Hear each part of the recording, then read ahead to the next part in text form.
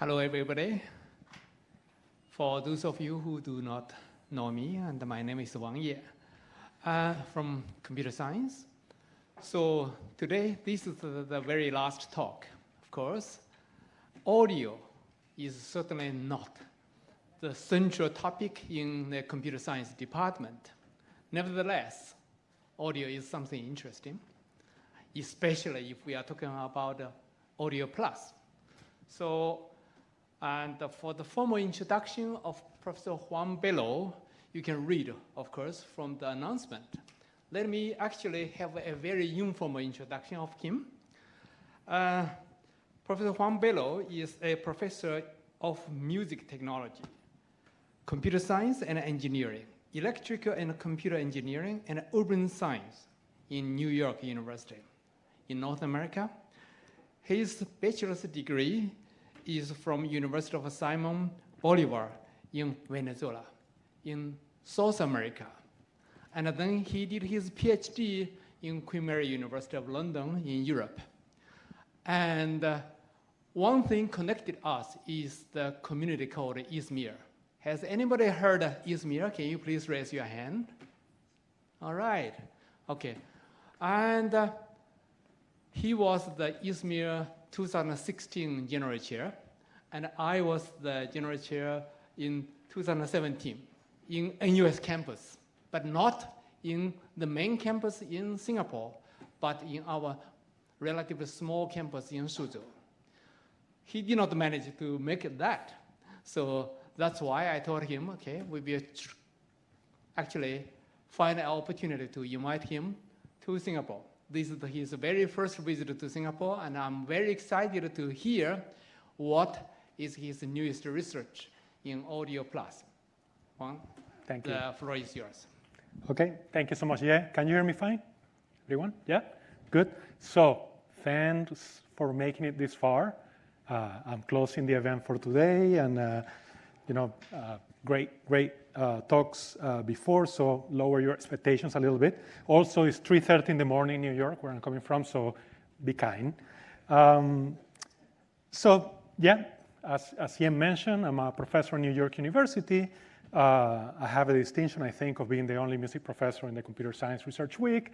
And I direct, perhaps more importantly, the Music and Audio Research Lab. I'll tell you a couple of things about that, because there's a lot of talented students here. The Music and Audio Research Lab is a research center in NYU working in research at the intersection of sound and music on the one hand, technology and science on the other. We've been around for a while. That's a lot of people involved, between faculty, students, postdocs, etc. And our work divides into 4 main areas. We have work on music perception and cognition, which is recently a lot more about cognitive neuroscience of music and sound.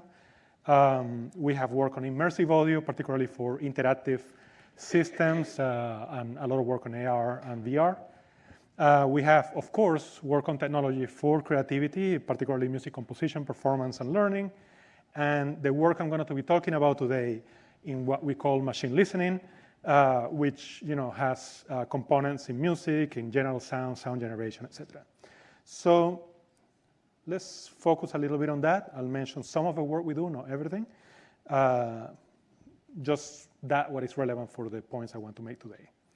So just as a motivation, the thing that we're after here, that a lot of the work is leading towards, is the problem of a scene understanding, right? And this is a well-known, long-standing problem across computational perception subcommunities. It's no different for audio. There has actually been decades of work on what is called computational auditory scene analysis. But obviously, some of the most exciting progress in this field has been done in computer vision through a number of well-known subtasks like object detection, tracking, hand-object interactions, action recognition, visual reasoning, you name it. I mean, it's a lot of different things that have been done in this space in computer science and computer vision, particularly over the years. But there are things which are unique and interesting about audio that I think can add to this type of problem. First, obviously, when you have no visual input or you have poor visibility, audio can be an important source of information. Also for sources which are outside the field of view, that are occluded by other elements in the scene, or even embodied elements now that we have a lot of like egocentric information that we're analyzing. Sometimes the user that is using the device is not really visible or not all of it. So you can gather a lot of information, emotional state, stress, etc., from the audio itself. Also, you know, there are interesting audiovisual synergies, and I went out of my way to like find this photo of 1950s laundromat in somewhere in Ohio, which is that, you know, if I have a scene like this and I'm asking you which machine is on, you know, that will be very hard to say just by vision. Or even if I have a more nuanced question like, is the machine working properly? That's information that you can gather from the audio that will be, again, not really visible. So there are nice synergies there to be had in scene understanding. Plus, there's a lot of complementary information in terms of like audiovisual synchronization. Let's say that we want to understand what the musicians are doing, who's playing what in the sound environment. Like give you information about room geometry, maybe the materials in the room, acoustic clutter, which is interesting to understand cognitive load by the listener, and if people are doing certain tasks, you know, that might actually be an impediment to doing the tasks and perform well in those tasks. So again, the point I'm trying to make here is that audio is a very interesting source of information that can be complementary to vision and other modalities, and therefore helpful in the context of a scene understanding. Now, machine listening, which I'm going to loosely define as, you know, the set of computational methods for making sense of the world in this context through non-speech sound. Like speech recognition is its own different animal, so I'm not going to be touching that today, but I'm going to be talking about non-speech sounds and like how we use that to make sense of the world. And, you know, the term machine listening is not being completely agreed upon over the years. You know, you will find a lot of this initially as audio DSP. Now people talk about audio machine learning. It's the same people. There has been some transition in this community over the years, of course. But, you know, like only 10 years ago, which is not that long ago in DSP terms, but it's an eternity ago in terms of machine learning, you know, you will find that for a lot of problems in the space of machine listening, you'll have like very different sets of techniques and methods and solutions for those. So, you know, if you were into sound event recognition, you'll typically have some engineer features for the audio plus some, you know, a classical machine learning approach. If you were doing localization, you'll typically be in the space of like variations of beamforming.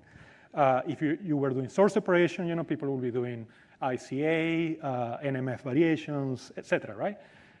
Nowadays, this has changed substantially, and everything is a deep neural net. Of course, they are not exactly the same techniques, and there's a lot of adaptations for all of these problems, but the landscape, like, is true for many other application spaces, has changed considerably in terms of the methods that we use, and there's been more homogenization across tasks. Yeah? If you're interested in perception in biological systems, Right. then it's very unlikely this will be fully supervised, right? It is very unlikely that will be fully supervised, and I'll get into that in just a few slides. Yeah. Well, and, you know, going in this direction, one of the things that we do know about neural nets is that they're data hungry, right? Like for supervised machine learning, you need lots of annotated data, and this is really challenging already in many domains. It's especially challenging in audio, where labeling of data requires experiencing the audio itself in real time, and that really increases the amount of time that you need for annotating data. Plus, not all annotations, especially when you're talking about sounds, like non-speech sounds, it's very hard sometimes to make sense of what is going on unless you have a certain degree of expertise. So that makes annotation very, very expensive, and labeled audio data scarce. And this scarcity, I would say, is the main challenge in machine listening research. Again, unsurprising, like is common for other modalities, perhaps outside vision and language, although it's not a fully solved problem there either. But you know, like this is something that really determines the type of work that we do. And so, you know, with that in mind, and we've done a lot of work in this space on things. Yeah. When you talk about annotation, what kind of sound? I mean, it can be a very long sequence, Yeah. like a symphony, or so. What kind of granularity is it assumed when?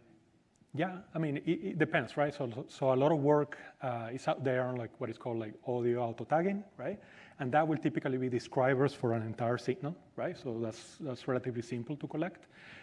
Some work will be like flight call detection, and those are like little chirps, and like people identify with the species. So like the granularity changes across time. But I would say that I'm mostly interested in problems with high granularity. So yeah, we have collected a lot of data. We deploy sensor networks, particularly in urban environments. We have a ton of data that we have collected this way. We're doing a lot of crowdsourcing and investigations of optimal ways of doing crowdsourcing for labeling in the space of audio. We do the augmentation, we do data synthesis, all the common things that you will find around. But today, really what I want to talk about is a space of techniques that we use in audio machine learning, and what I term audio plus machine learning, which is nothing more than multimodal machine learning, but just making sure that audio is there, right? Like it's a lot of multimodal machine learning that does not include audio. And I want to talk about like some basic strategies that we use in that space, like really just to give you a sense for where that is at. But then I'm going to talk about certain pieces of information, very important pieces of information that audio is very well suited to capture, especially in terms of spatial information and temporal information, and show how current techniques really have important shortcomings in capturing that. And those shortcomings are not readily apparent when you look at the results in the literature, right? So we're going to probe a little bit through results in the literature. We'll see the dependency on the biases on the data sets that we have and the ways that we formulate the tasks, and maybe try to illuminate a little bit of directions for the future. So I'll start with a couple of examples. Again, this is not comprehensive, just to give you a sense of what we do in the space of audio ML with little data. I'll talk about like one thing that we've done a lot of in the context of supervised approaches is to try to exploit the structure of the output of a problem that we're trying to solve. This is my only music example today, so I feel inclined to force it into the talk. But this is a problem of chord recognition, which is a problem that the community has worked for a number of years now. And typically, like annotating chords, if you have a little bit of musical training, it's not that difficult if you're labeling things like major and minor chords. But most music is a lot more nuanced than that, and chords, like really have inversions. They have, missing notes. They have, added notes like 9, 7s, etc. So there is a large vocabulary of potential chords in the hundreds, right? And you will see, when you look at the literature, that most systems actually are able to identify, in the tens, sometimes in the low tens of chord classes. So what we did is that, we have some annotated data. It's not a ton, but with this annotated data, we created parallel tasks for the systems to work on. So instead of going directly from signal to symbol, to chord symbol, we try to decompose the chord symbol into its constituent parts. And I think most important here are the note or pitches, which are in the middle. But the base and the root are very important on identifying or determining the identity of a chord. So we have this multitask setup where we ask the system to learn not only the chord label, but also these different components of the chord. And in fact, the chord label is derived from information both from the signal and this estimation of the chord elements. This works really well in practice. It outperforms everything else which is out there. But most importantly, it gives you the ability to identify, like maybe 400 different types of chords, things that are really not possible with the amount of data that we have in a brute force supervised learning manner. And part of the reason for doing this is that really the space of potential chords is not fully independent, right? If you have something like a C major or C major 7th, I don't know how people can relate to that. These things are like, there's a ton of overlap of information. And in this case, 75% of no overlap between these chords. So it's very important to use that structure in order to solve or to propose solutions for this problem.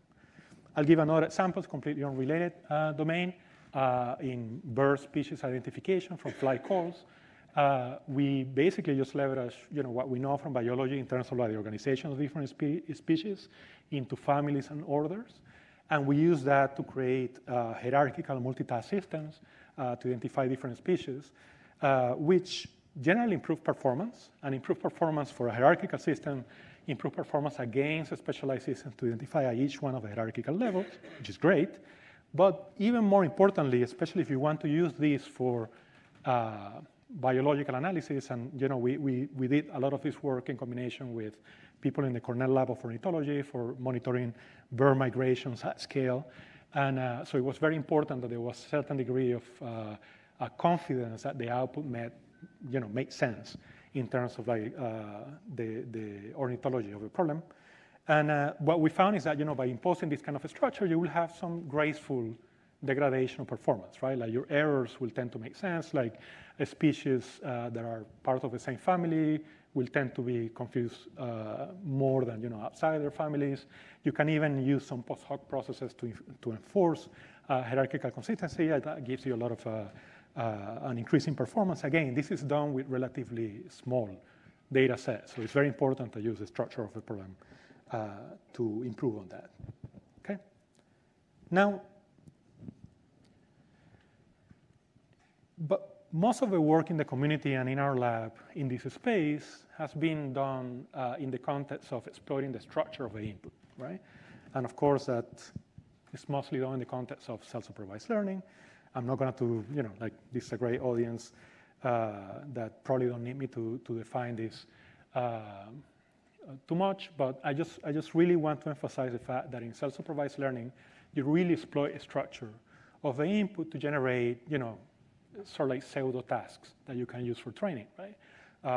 It's a ton of work on reconstruction, but also a ton of work in generating pseudo labels for the training process. And this has really been crucial in audio. Like, I know self-supervised learning is big across many domains, but for years, this has been one of the only ways in which you can actually get a certain class of audio models to work.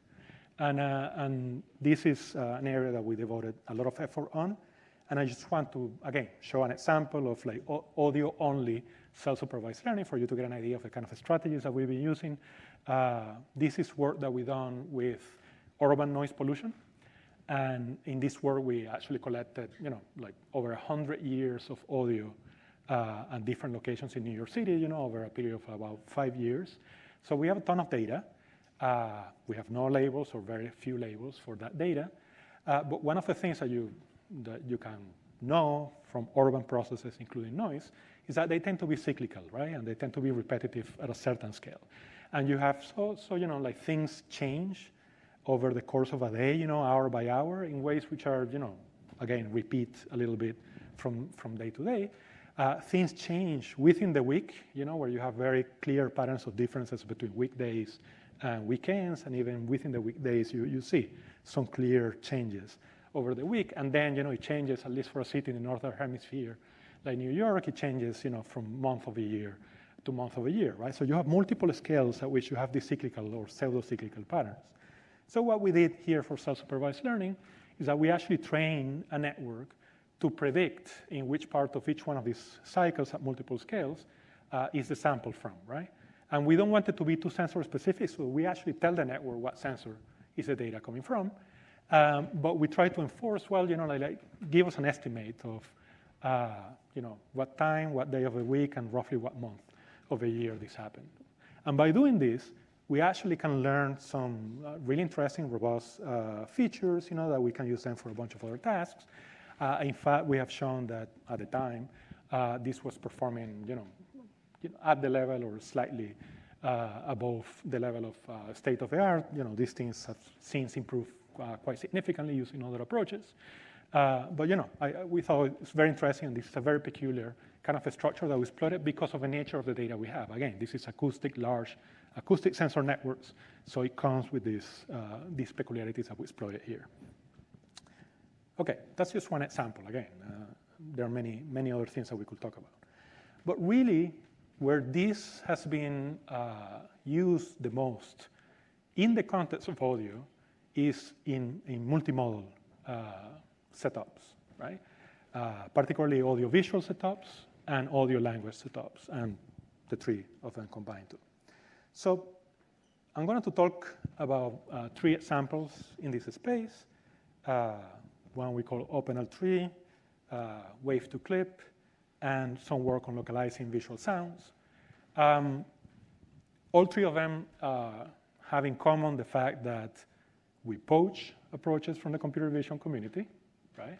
We use them to learn representations, typically with separate encoders in audio and vision or language, and then we use them to solve audio-only problems, right? And so let me talk a little bit about this. Just before I go there, any questions? Please feel free to interrupt me at any time, otherwise I'm going to run through this very quickly. Yeah. Which is probably what you want, but okay. All right, so let's talk about the first one. So in 2017, there was this really nice paper from Arangelovic and Scissorman called Look, Listen, and Learn, right? L3. And this L3 approach basically use a very simple self-supervised strategy, right? Where you have videos, you take the images from the videos, and you take sound from the videos. You train separate subnetworks for images and audio, concatenate the output, and just basically have a classifier tell you, are these 2 inputs from the same video or not? That's the only question, right? So it's a little bit of a precursor to like the common contrastive learning approaches that we have right now. Right? So if you do this for a sufficient number of videos, you learn some pretty robust audio representations, which is really neat. And people in audio were very excited about this because it will give you a very strong audio network that then you can use for a wide variety of things. All right. The key concept here. Sorry, is there a question?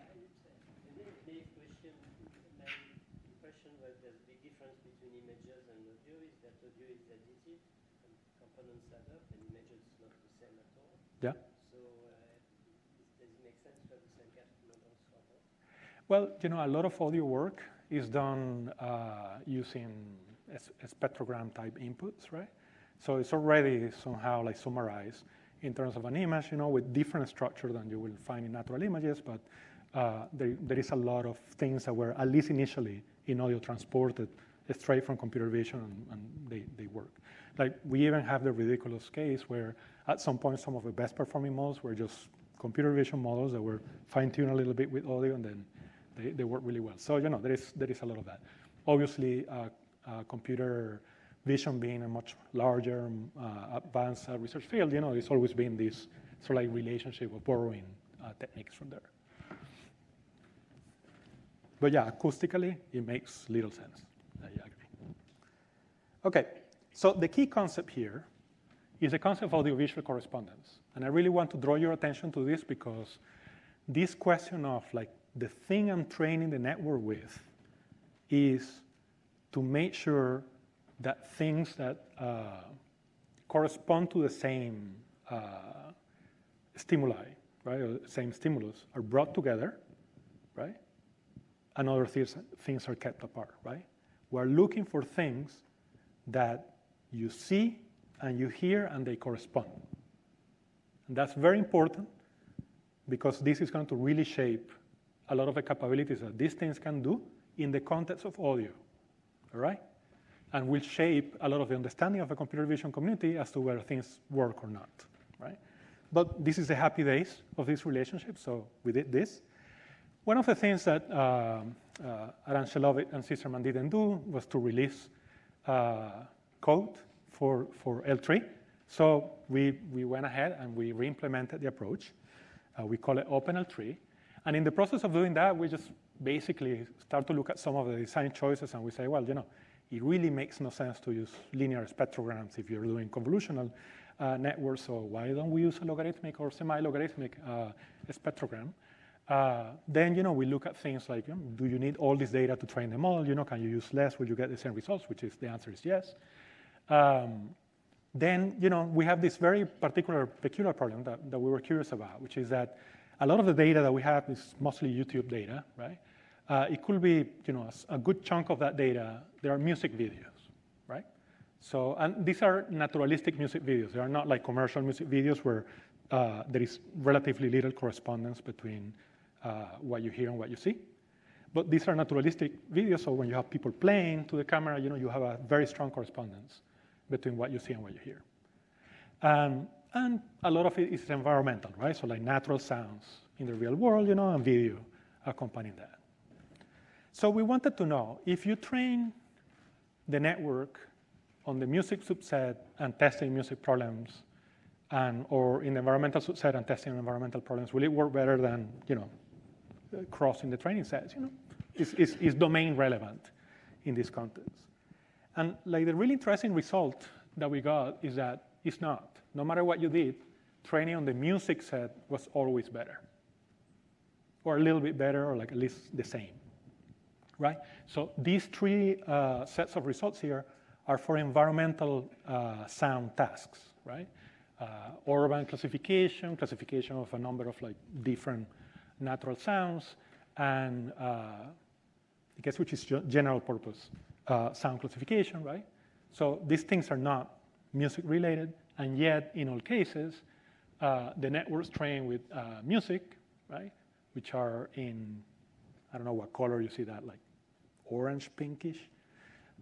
They tend to outperform the things trained on environmental sound. So domain didn't seem to really affect. And the thing that you could see in the data that we haven't tested properly, but we hypothesized from this, is that the thing that really mattered was to have a strong correspondence, which is really, really strong on the music videos collected in these data sets, right?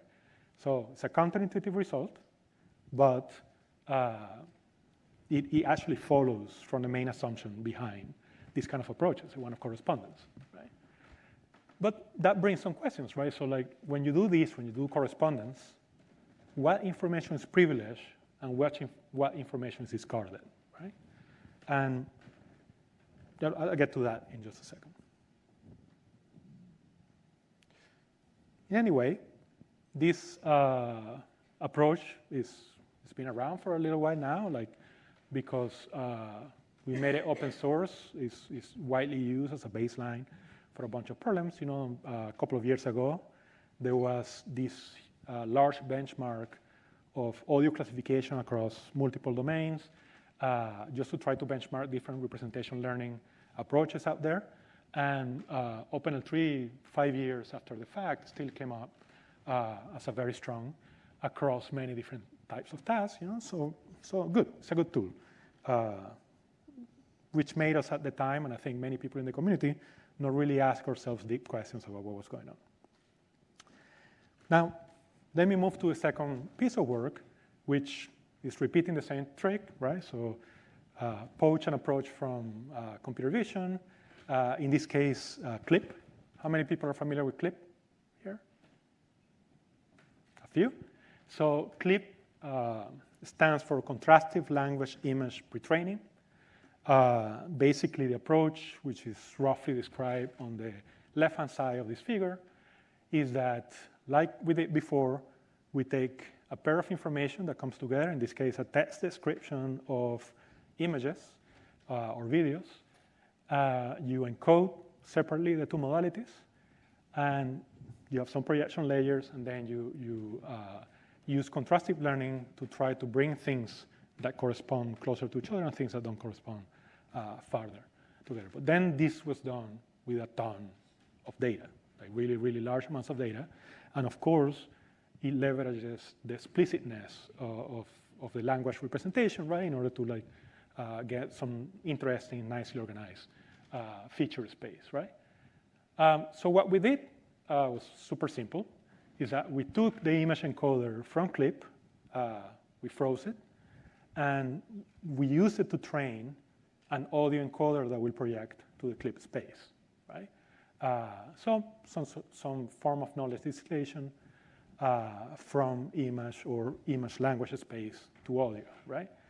And that thing we call wave to CLIP. And we started benchmarking across a number of different audio classification tasks.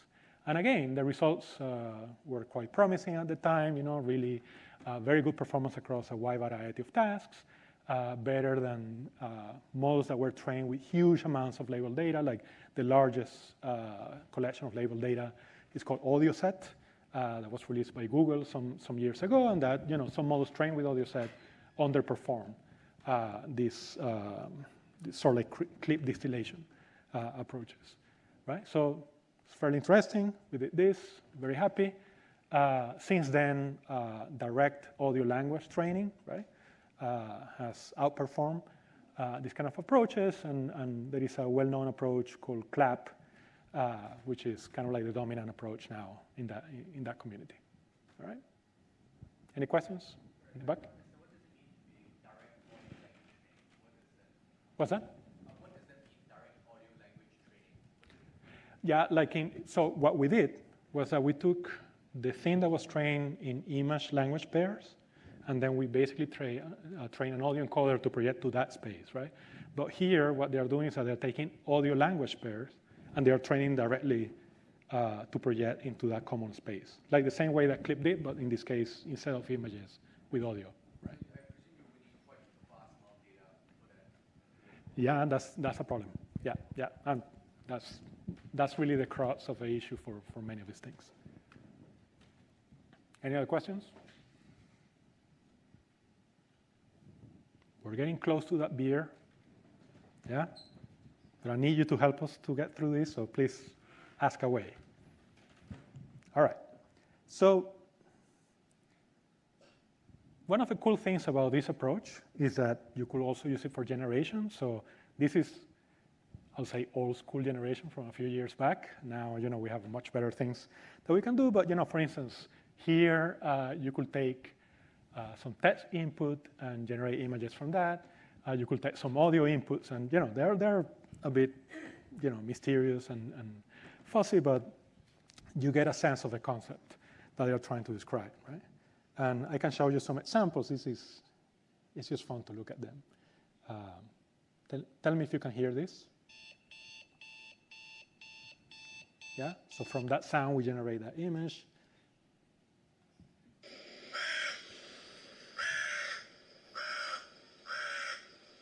Very pleasant sounds.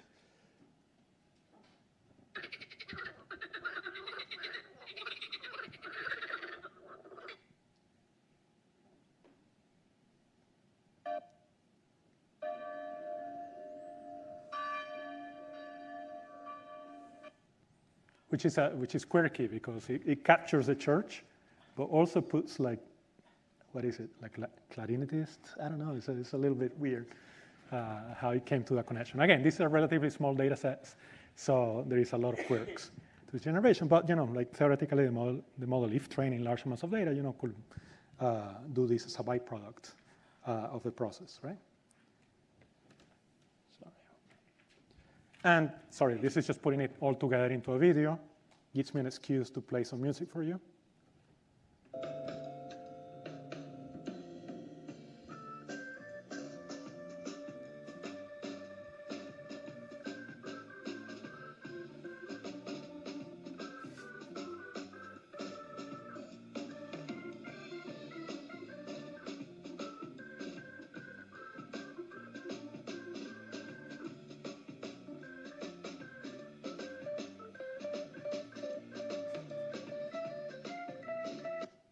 Okay, I don't know who that guy is and what place he occupies on the training data set, but it's quite fun to look at this. All right. Okay, so we have OpenL3, right? So just basically training the classifier to tell us, are these two elements part of the same video or not? Then we have this sort of like clip distillation that basically projects audio into the space of language-image similarity, in terms of contrastive similarity. And then we can use these both as representations for classification problems and, in this case, for generation, right? So the thing about what I've shown to you so far is that, and this is like for many years, like the most progress in the audio machine learning community has been done for problems in sound event detection and classification, right? And there is a whole sub-community of that, like basically, here's a sound, what is that sound, right? Like identify the sound. This is defined very similar to object detection in images, right?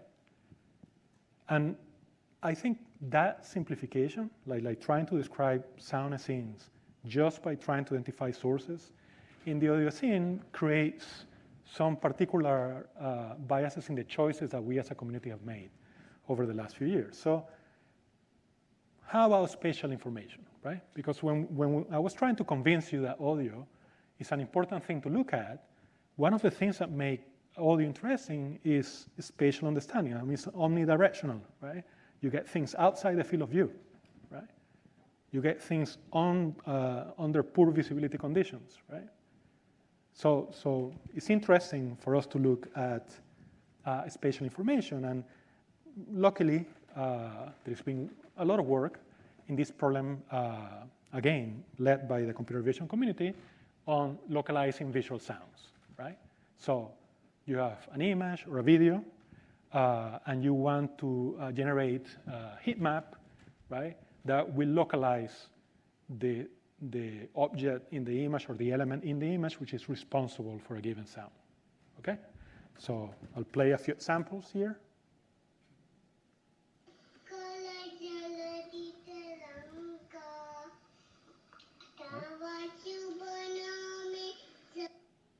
The second one.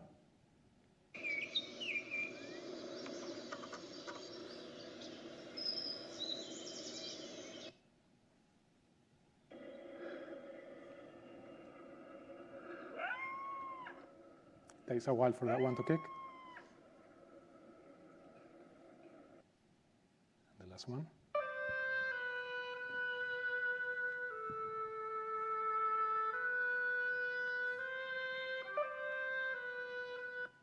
And you can do this, sorry, let me see what the next slide now. Oh. I missed one video slide, but anyway, these are, I'm using static images here to make the point obvious, but you can do this with videos and you get a lot of interest in like following a certain source in the video, so it's interesting.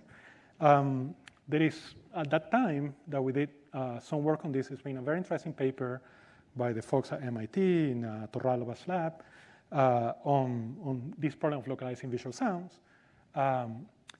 And they had basically a contrastive learning approach with some modules for negative sampling selection attached to it. We did some experimentation with that, and we used the core of the model. We discarded the negative samples that seemed to hurt more than help, and basically used GradCam to project back into the images in order to like get the heat map, right? So this will give you this kind of results for localization, but I really want to highlight this. We're doing localization, of sounding sources using mono audio, single channel audio. Now, I really challenge you to like block completely one of your ears and test your localization capabilities, without the help of vision, right? So this is really ill-defined in many ways, right? But all the data sets, a lot of approaches out there is now a sizable set of literature. They formulate the problem using mono audio, right? And the results are great, right? So I'll just show you what we have for that particular paper. Just bring your attention that just by doing this sort of like clip distillation, we get these results that were like relatively poor compared to some of the other approaches. Then using the sort of like contrastive learning plus GradCam, we got much better results, and that at the time outperformed state of the art. But really the thing that is interesting about this table of results is, this, right?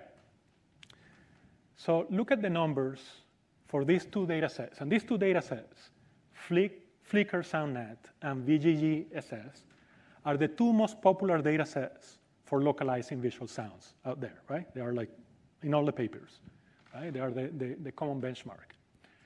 And what you will find is that, our approach did for Flickr a little bit better than LVS. LVS was the state of the art back then. And a little bit worse for VGG-SS.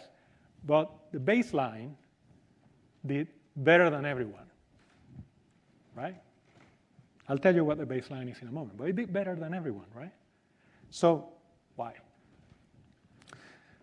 We look at the distribution of bounding boxes in the ground truth, right? And you will notice here in a nutshell is a description of all the 4 data sets that we use. Right? Both for Flickr and for VGG-SS data sets, the vast majority of the sources were right in the middle of a video, right? Right at the middle of a video, and they tended to be static sources. All right? The third data set, music synthesis, is a small data set, but what it is like this split screen into 4 parts of people playing music, right? So you have, and you typically have 2 musicians active at a given time, so obviously when you average the ground truth bounding boxes, you will get disactivation at each one of the central positions of that split screen. And a data set that we collected for cars in streets in multiple cities across the world is the one where you see a little bit more variation across the bounding boxes, right? Because and even that is fairly constrained, but you do see more variations that you see elsewhere. Now, if I look at LVS, right, and I look at the distribution of the outputs of LVS, you will immediately notice that LVS has a very strong preference for outputting things that look like the ground truth in Flickr and VGG-SS, right? And it does the same across all data sets independently of the structure of the data set, right? Therefore, it makes sense for us to define a baseline, which is one bounding box in the center of the image at 50% of coverage, right? And that thing outperformed, at the time, all the other approaches out there, right? So hundreds of thousands, millions of parameters versus my wonderful bounding box. So these data sets really are not really illustrative of the problem that we're trying to solve, and the networks were just like overfitting the hell out of them, right? If you look at some of the other approaches, they have a little bit more adaptability, right? So you see how for the other 2 data sets, they learn a little bit more, but there are caveats to those results too, right? Like it's not too exciting. The thing that we discovered through that is that we're not really solving the problem that we're supposed to be solving well. Oh, please. So you are talking about single channel audio Yeah. localization. Yeah. So what is the insight there or intuition there? So as you already explained, with 1 year, it Yeah. is incredibly difficult Yeah. to localize the sound.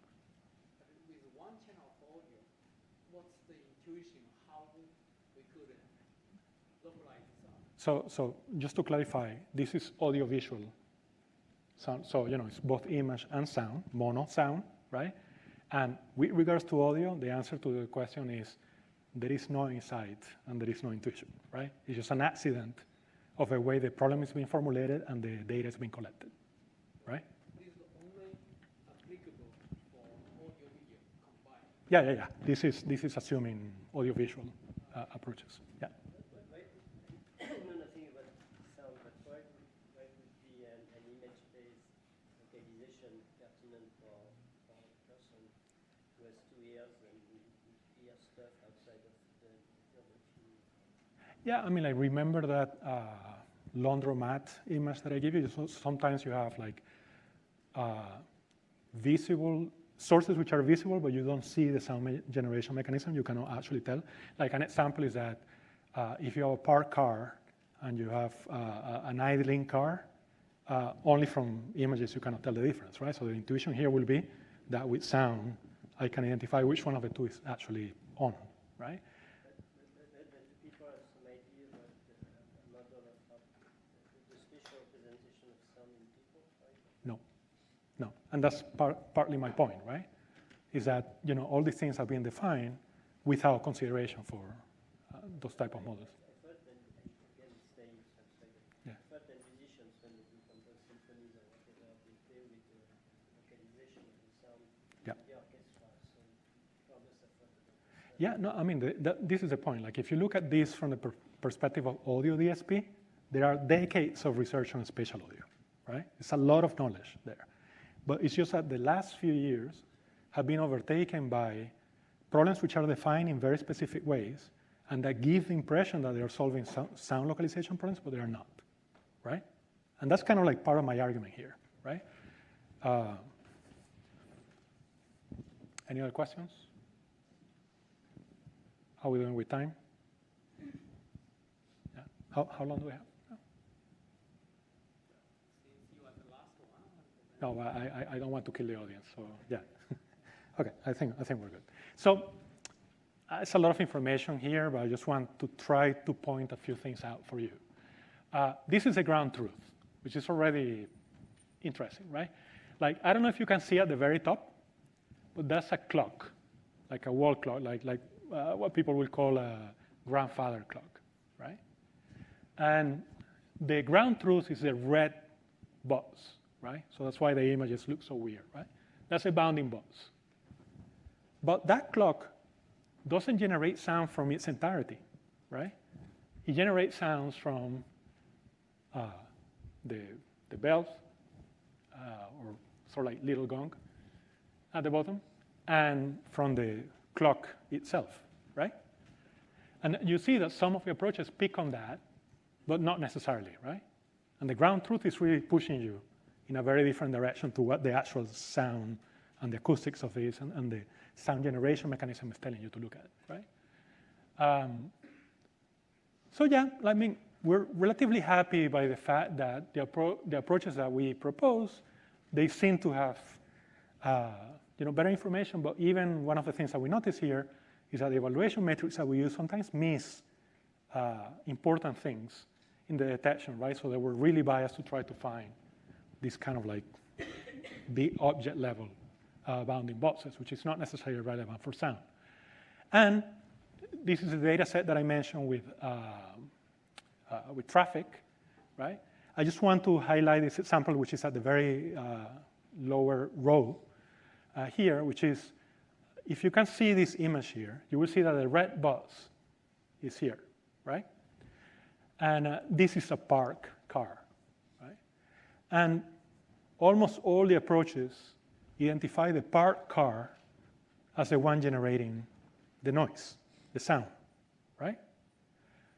Which already gives you an indication towards one thing that I think is very important here to understand, which is the dominance of vision in the audio-visual setup, right?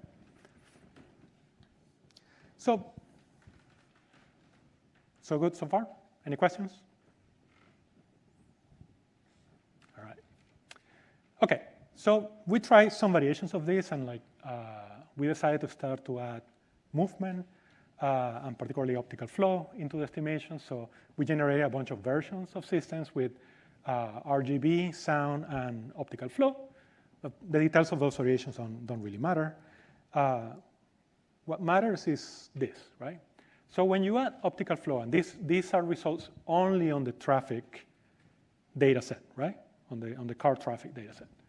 So when you add flow, your results always improve over the system that I just showed you before, which is right in the middle, RC grad, right?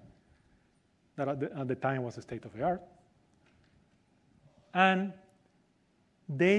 and sometimes like really multiple times the performance of that, right? But the thing that really works is this. You do RGB plus optical flow plus maybe some information from object classification, and that blows the results completely out of the water, right? Like in other words, none of the approaches for identifying sounding sources, none of the approaches that actually use audio work better than a vision-only approach. Okay? So again, it's indicating a certain bias in this data set where movement is a pretty good indicator of sound generation, right? cars passing. But this is true for all the data sets. I can talk you to death through the quirks of each one of the data sets that we use.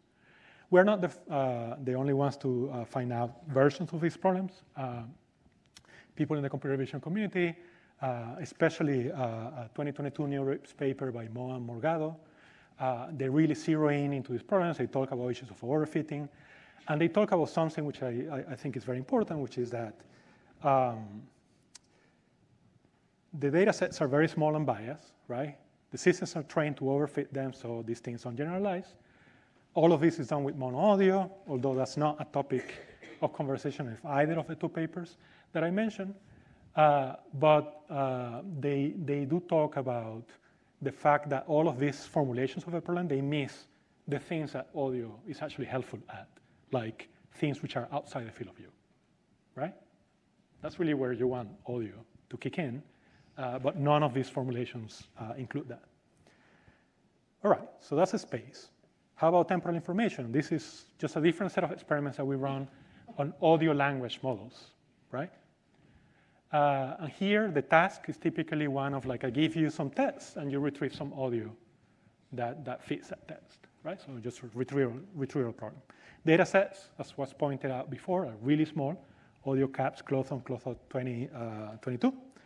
And we tested a few things. Right? The first thing that we test is a simple one, which is that we take the text and we eliminate everything that is not a noun and a verb, right? And when you run that, you will find that the results are fairly similar to running on the full text, and sometimes even better for some of the data sets, right? So it doesn't, like, all the other things don't seem to matter. If we prod a little bit further on this, we will do things like you have a statement, right? And you will say, animals squawk in a jungle as a large vehicle comes closer, and change the as for then. So, that's a pretty significant change of meaning. And you will see that the models perform exactly the same, right? If you're presenting this, you should have a significant decrease in performance. So these models don't really capture any order or notion of simultaneity within them. If you use transformers, it helps, like if you have the kind of problems like two cars drive past before a distant semi-truck honks, and then you take the two clauses around the word before and you swap them, and you see a significant, well, sort of, increase in performance when you use transformers here, and a big difference with transformers in terms of like the original clause or the original statement and the swap statement, which is something that you don't see with other kind of projections like MLPs. But up to a point. Like in this case, instead of swapping the clauses, we actually swap the word that determines the order of the events, and then the transformers don't do all that much different, right? Like you see the dotted bars, you will see there's a slight improvement with transformers, but it's not quite significant. So transformers are basically capturing the order of the tokens, right, at the statement level, but they're not really capturing the meaning of these words that really determine simultaneity and order, right? That's because they're undertrained on those kind of examples. Those examples really, there are very, very few of those in any of the training data sets that are used for this. So if you add a little bit, which we did, like a tiny, tiny bit of data, which is the green bars, you already see quite substantial improvement with the transformers, right? But again, like you can throw whatever technique you want. The point being that if your data and the problem formulation don't reflect the thing that you're trying to do, then you see this kind of behavior. All right, questions at this point? Come on, guys, give me some love. All right, so good. Let me move to this last part of the talk and discuss a little bit of like, so what? So we have all of these results, so what should we be thinking about? As a sort of like a summary, we have several challenges here to think about. What we've seen over the last few years is that multimodal machine learning models and foundational multimodal machine learning models, what I've been terming audio plus here, work really well in current audio tasks with little audio know-how, right? In fact, like the audio community is sort of like a little bit in isolation in this race, right? So things are just coming like off-the-shelf models, and they seem to outperform everything that we have, and I will argue that that has to do with certain assumptions that we made as a community. The thing is that we don't know if this thing is truly multimodal, or at least multimodal in the sense that it considers information encoded in the audio in order to solve these tasks, right? It generally just seems to be distillation from the dominant modalities, right, either vision or language, without exploiting the peculiarities of audio. So what is the added value of audio, and how do you get the most out of audio in this multimodal context, right? How do you actually use it in the same way that we use it in the real world? So one thing is that, like if you start to look closely at the formulation of tasks in audio ML, that, we're really a little bit off the mark. I mean, like one obvious example of this is that most sounds are the result of interactions or actions or operations of objects in the scene. So a formulation in terms of like action recognition is actually, in many cases, a better fit to the things that we're trying to detect, that try to treat these as object detection, right? And there has been some work, but not a ton, on this. And although audio is increasingly one modality that you use in action recognition in multimodal models, there has only been a few works where it's seriously considered, and I'm highlighting the work here of Evangelos Kasakos, who's done some very interesting work with audio slow fast and some variations of that coming later, and also Arshana Grani is on very interesting audiovisual feature learning stuff using transformers. So a lot of interesting things coming out from there, but it's not really something that the audio community has adopted. And again, there has been like super interesting work coming from Kristen Grauman's group in UT Austin and Meta on these kind of like real formulations of tasks in the audiovisual space that really exploit audio for what it is. A lot of this work is done in the context of sound spaces, which is sort of like a platform for virtual environments. Anyone familiar here with sound spaces? Not too familiar? Yeah, have a look. So you can get these simulations of real spaces, where you can navigate visually, you can navigate orally, you can put sounds in certain locations in the space, and you can define a bunch of tasks in this domain. So they are doing things like audiovisual navigation in 3D environments, or geometric reconstruction of a space, and they've been showing like really how audio helps in this context. Also like echolocation. They call it visual echoes, but it's really audiovisual process running on here. So a lot of really interesting task formulations, things in terms of like estimation of geometry, how you can use images to predict reverberation. So it's a lot of interesting work. Again, this is not picked up, hasn't been picked up by the community, but like I think there are like some really neat ideas there that are worth exploring, right? And that give you other task formulations that really will force you to use audio for what it is. The obvious caveat to this is that this is done in simulated spaces, and the sim to real gap here is not to be dismissed, right?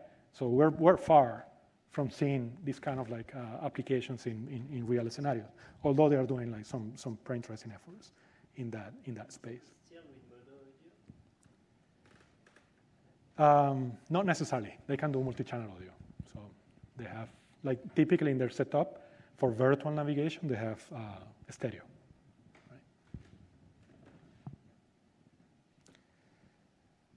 Right?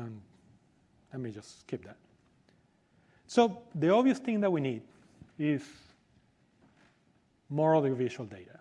More audiovisual data, which is truly audiovisual. As I say, the existing data sets are small, they're mono. And from the sound community, there is also other data sets that the vision people don't use too much, which are for localization problems, were typically collected with complex spherical microphone setups, right? So a well-known microphone is the Eigen mic. They give you, I think, 32 channels in a spherical enclosure, and this thing is being used to collect, data in this community to set up localization problems. And but again, all of these data sets are relatively small, and the Eigen mic data sets sort of like assume this particular microphone setup, right? So it's not easy to generalize. In egocentric data, you have a lot of promising things out there. I don't know, people know Epic Kitchens here? No? I'm assuming you do. Which is a data set, egocentric data set of people cooking, and there's tons of data in this, and there is information about objects, interactions they have, actions that they perform. And they release an ancillary data set, which is called Epic Sounds. But Epic Sounds, again, all the data here is mono. And the sound labels that you have in Epic Sounds are constrained to the times where the sound source is visible.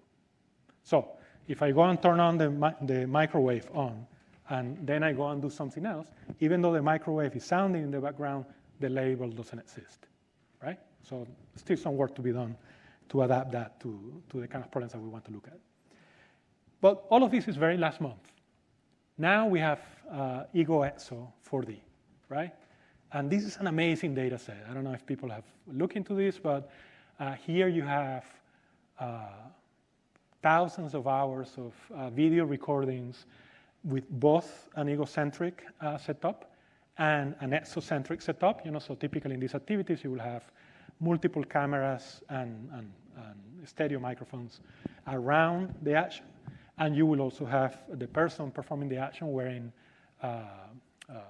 smart glasses, which have a 7 microphone setup. So we're super excited about this. Like really, this is the first large scale, sort of like a multi-channel audio video data set in existence. So I think it's a ton of stuff. And now we can do with this that will really move things forward, right? So super excited. Well, 7+ channels of audio, because again, you get the 7 embedded channels, but then everything around. Yeah? Can FPS-type games not be used as data sets here? What's that? FPS-type games, like where basically video games where people play, like shoot each other, run around. Right. That has a lot of aspects of what you're trying to capture here in these data sets. Yeah. But this is, the scale of this is quite significant. You get some variation in the type of activities that you capture. So, it's an interesting set of variations there to look at. Was this all annotated by hand? What's that? It was all annotated by hand? I cannot tell you, I haven't looked at all the details. How much does this cost, and is it worth the price? It's millions? Well, I think they have, this huge consortium of people collecting data around the world, right? Because it's Meta, they just send the devices all over the place. And I think they got 120-something locations in total. And you get, groups all over the world, like in Colombia, in Asia, and, like collecting data in different scenarios. So a lot of music videos, a lot of dance videos. For some reason, a lot of rock climbing videos. That's very interesting. But this is an enabler, right? If you look at the labels are still under the assumptions that I've been talking about, right? They're very visual heavy.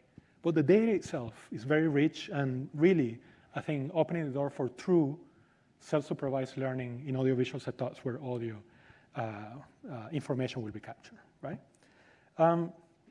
So the last point I want to leave you with, and I think we'll leave early, is about contrastive learning, right? So I mentioned this a little bit before. This is a thing that people are doing now, like it's almost by default, in multimodal research, you do some sort of contrastive learning.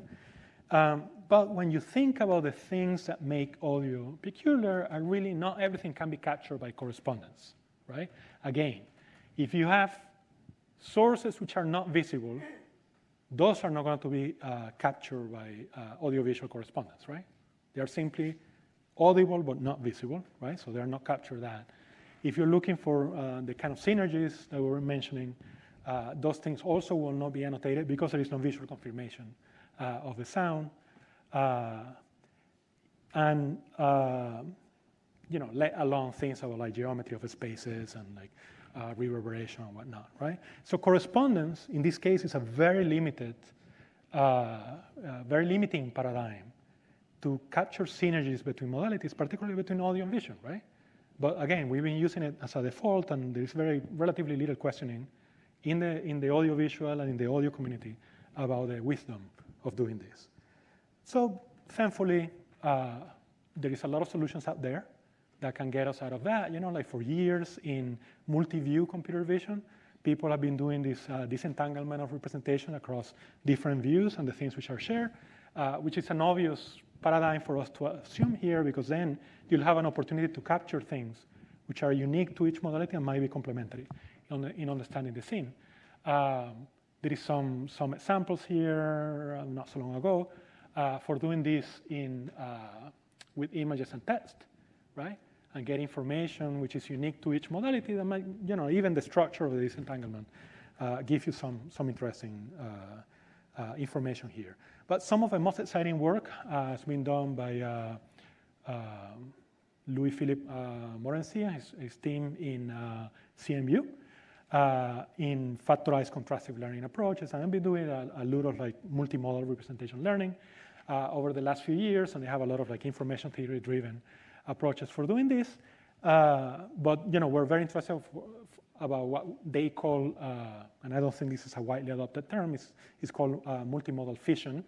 That's what they use, and this idea of like disentangling things which are common between the two modalities or whatever number of modalities you have, and things which are unique to each, and you can do further analysis on each one of those parts of a representation that might tell you something different and complementary.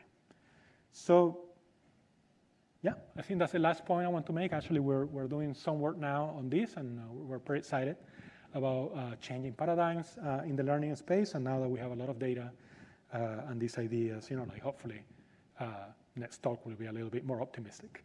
So just to finish, I would like to thank the organizers of CS Week and particularly J1 for the invitation to come to Singapore and to speak in this event. Also, a lot of my co-authors in the work that I presented today. Thank you all for hanging out until the end of the event just to see this talk.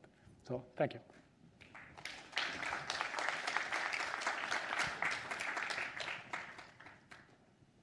Okay. Okay.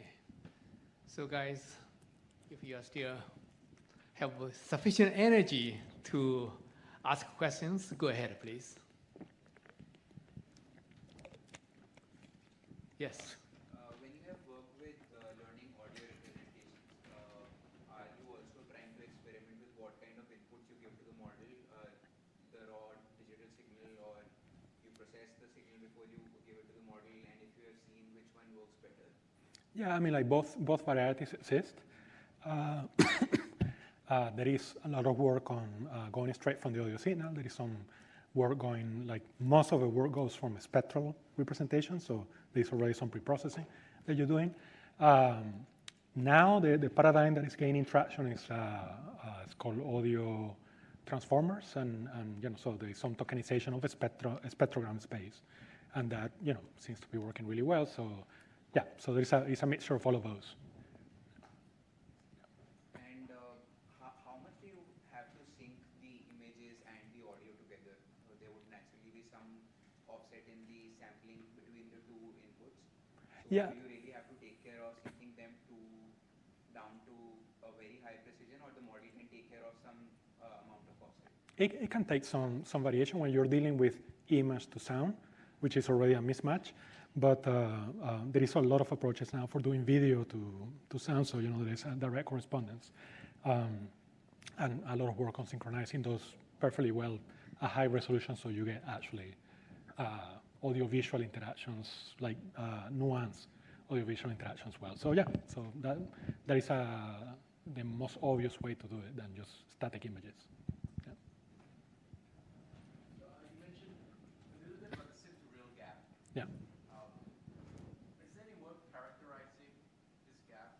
What kind of, perhaps, the dimensions at which the real data really differs significantly from the simulated data? At least, are these the simulated data less rich or less representative of what you actually get? Yeah, so I mentioned the scene to real gap mostly in the context of the work of Kristen Groman and the Sound Spaces setup. So they have done quite a bit of work on certain tasks that they're trying to bridge the gap. In scene to real, I would say that some of the more nuanced spatial audio tasks, I don't know that they've been too successful. There is a long history in audio of trying to train systems with synthesized audio, and the gap is quite substantial. I don't know of any paper out of the top of my head that is really quantify that gap. But even in our work, we have generated libraries for creating virtual spatial audio scenes, and it gets you somewhere with things like learning to predict input responses on different parts of a room where you have no microphones, but there is still a significant gap. Right? So it affects performance quite a bit. Yep.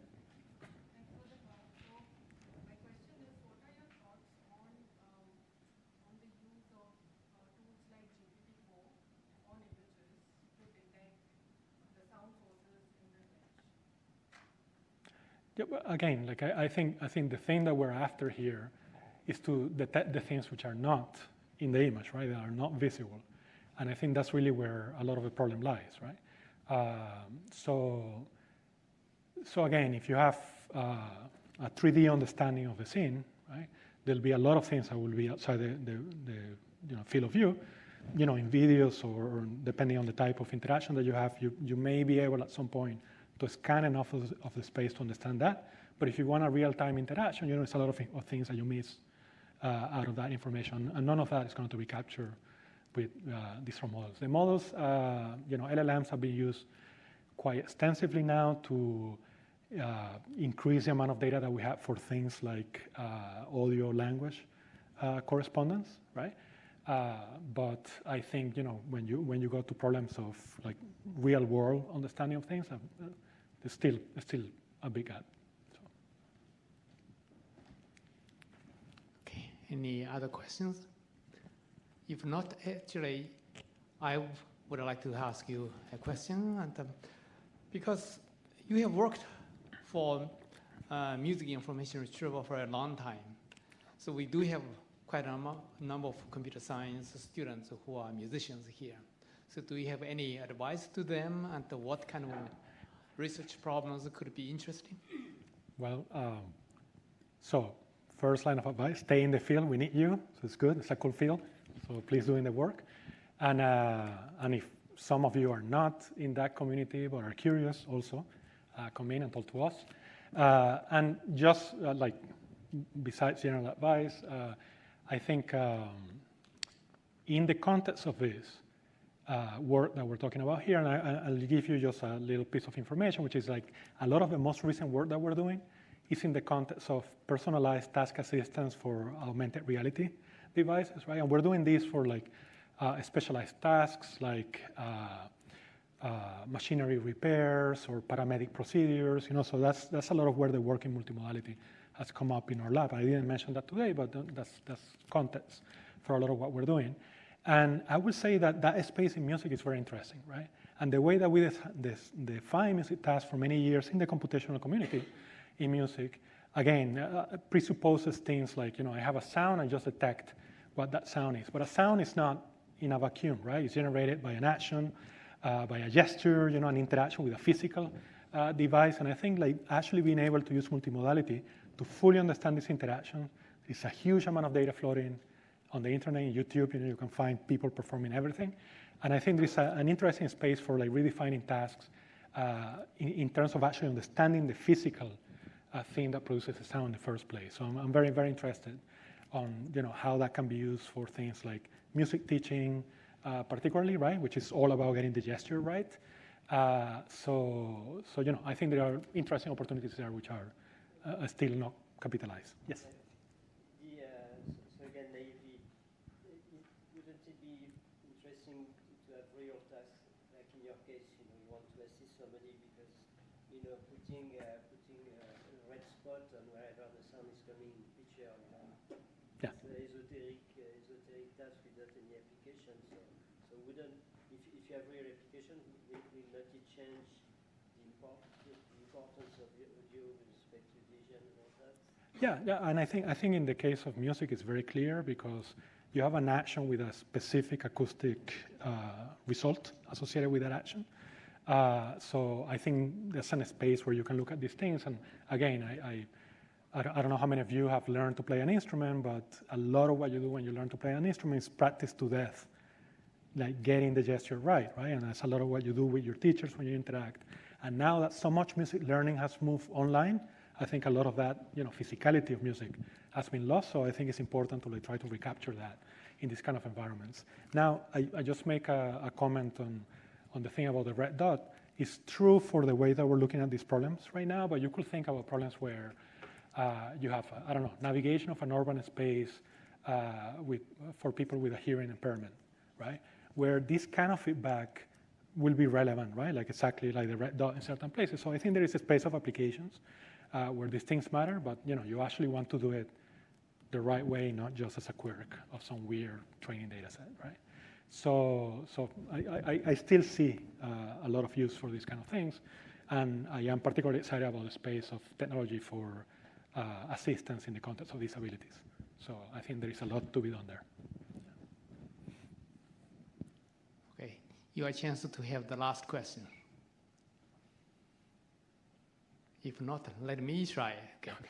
If I remember, you have installed a lot of microphones in Manhattan, correct? Have you guys actually managed to assist the policemen to kind of detect crimes there? I'll start by saying that we purposely don't work with the police in New York. Like, we don't want this to be used as a mechanism for surveillance. So we're very sensitive to that. But we have worked a lot with the Department of Environmental Protection, the Department of Parks, the Department of Design and Construction, to monitor, places with strong noise problems and systematic noise problems that the local community wants to address. So yeah, we've done a lot of community work in that space. Great. And I attended this decades workshop in New York, and only for the one time. And there is interesting kind of topics about the sound event detection, right? We did publish even one paper about sound event detection. But one particular class, we will probably have very little chance to capture here in Singapore. That is a gunshot. Right. Okay, so that is a very real kind of situation here, and then that's why, and then we did not really dive too deep into this direction. Yeah. Okay. Yep. Happy to chat about that.